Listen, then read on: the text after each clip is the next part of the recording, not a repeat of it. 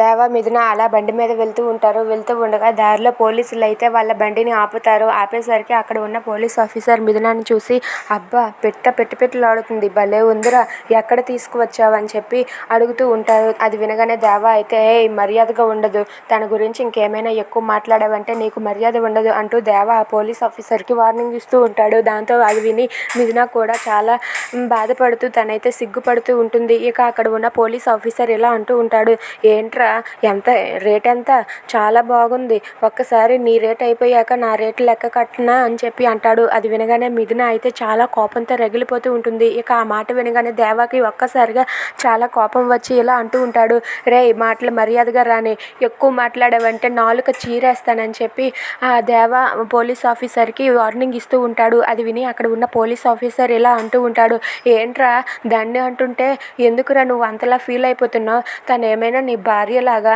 నీ భార్య అయినట్టుగా ఎందుకురా అంత ఫీల్ అయిపోతున్నావు, నీ పెళ్ళాం కాదు కదా, ఒక డబ్బుకు తెచ్చుకున్నదే కదా అని చెప్పి అంటూ ఉంటాడు. అది వినగానే అక్కడ ఉన్న దేవ అయితే, ఎక్కువ మాట్లాడుకు, తిను ఎవరో తెలుసా, నా భార్య, వైఫ్ ఆఫ్ దేవ అని చెప్పి అంటూ ఉంటాడు. అది వినగానే మిథున ఒక్కసారిగా అలా దేవ వైపు చూస్తూ ఉండిపోతుంది.